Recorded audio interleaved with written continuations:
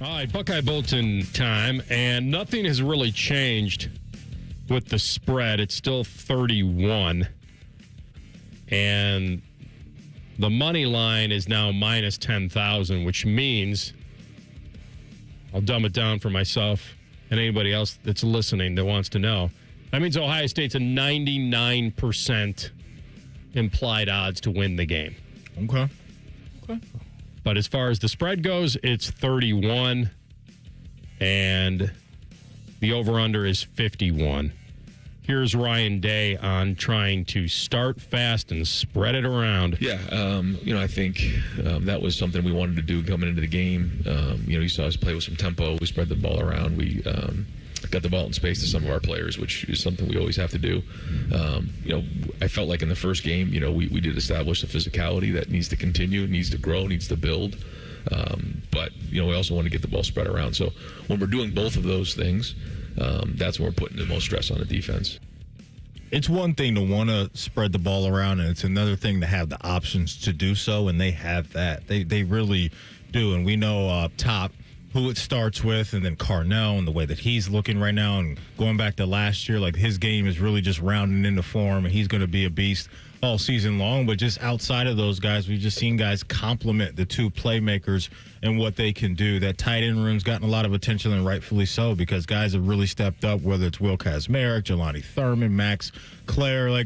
You got a lot to worry about when you're a secondary going up against Ohio State. Would like to see them AR establish maybe a little bit more physicality up front with the run game in the coming weeks, because the talent is there. Maybe that takes a little bit of time to gel together when you have new bodies and a couple new bodies up front on the offensive line. But there's going to have to be a point in time where we all know, hey, when these Big Ten games start coming along, when the weather starts to change a little bit, you got to have your offensive line put their hand in the ground and blow people off the ball. So that's just something for me that I'd like to see get cranked up a little bit, and just have that room gain some confidence as well. Because if that does start to turn a corner and really crank up, then you're talking about an offense that more times than not is going to be unstoppable, and what they're going to be able to do on Saturdays. Yeah, it's right now it's a committee, and we haven't had enough games to really know about the running back room, if someone's going to take this and run with it, or he just plays the hot hand. But he certainly has versatility in that running back room. We flip it to the defense. Here he is on defending Parker Navarro, who is a grad student, so he's not a young guy, 6 feet, 211, made 13 starts for the Bobcats last season. Here he is on that. They equate numbers, so they're going to read somebody and then run, or they're going to run the quarterback, which is +1 run. So numerically, they have an advantage. And obviously, the second thing is the ability to escape or extend plays with his feet. So all of those things are a concern when you're playing against an athletic quarterback. He was the MAC champion offensive player of the game last year. And he certainly is a guy that has experience. Now, whether or not he can do it against this defense, we'll see. But doesn't feel like a guy that's going to wilt under the pressure. His guy, Julian Sayin, here he is on him. Yeah, I thought he was accurate. The ball came out on time. His feet were good. He was accurate downfield. So it was a good next step for him, and we'll put more on his plate this week. That's big, right? And that's big to have the coach now feeling like, okay, he's kind of progressed past, my playbook 101, and now we can start opening this thing up more. And I'm sure there's going to be some things that they want to save for maybe later on for that Illinois game, Penn State, Michigan, whatever that may be. But I never thought that at this point Julian would have everything figured out. I don't even know if Will at this point last year, with all the experience he had coming in, had this offense really figured out by week 3. And so the progress, you can definitely see it. The quick decision making that coaches talked about, you can definitely see that. He doesn't look hesitant at all when he gets the ball. And so that's great, right? Is that he has an understanding of where to go post snap and what to do. And when you have the guys that he has around him, you really don't have to do too much. And so as long as he continues on this path and ascent within the offense and what he's asked to do week in and week out, Julian's going to be just fine, and that offense will be well-rounded a few weeks from now. And then the defense just popping pads and ripping the ball out. Yes, it was grambling, but it is about being opportunistic. Matt calls it, CPR.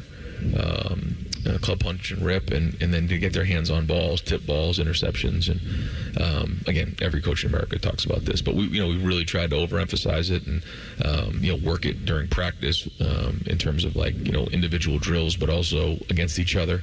That's happened. I thought it happened really good preseason, like the first half of the season. Or preseason, and so coming out of week one last week, we wanted to put an extra emphasis on it to try to create turnovers and attack that ball.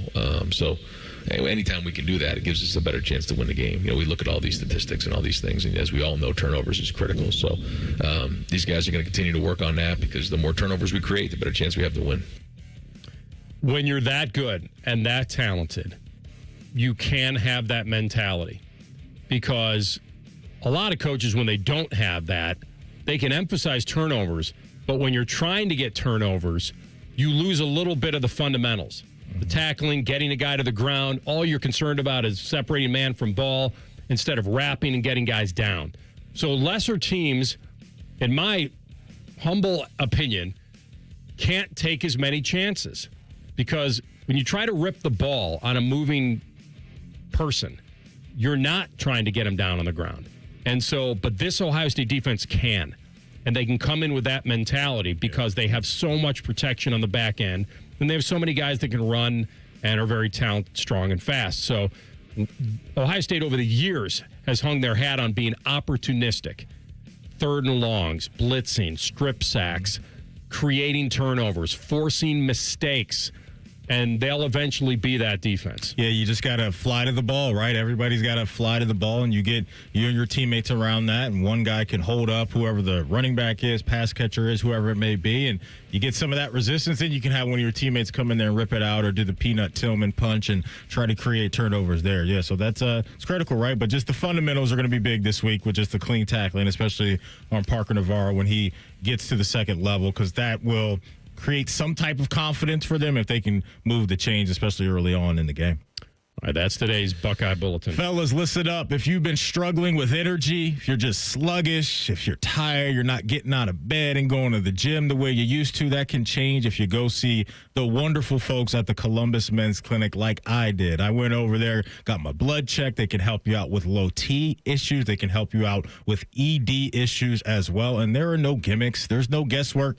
All it is, fellas, is real science and effective treatments. They have a personalized treatment plan for you, so they will identify your issues and get after it right away. All of it, it's affordable, it's accessible. Consultation, including blood work, is just $99 with results before you leave. So take it from me. I feel great after going to the Columbus Men's Clinic. I've had guys reaching out to me over the last few weeks and saying, Matty Ice, I've been here in the spot, and I went over there, and I got right, too. So you only get one life, fellas. Take care of yourself.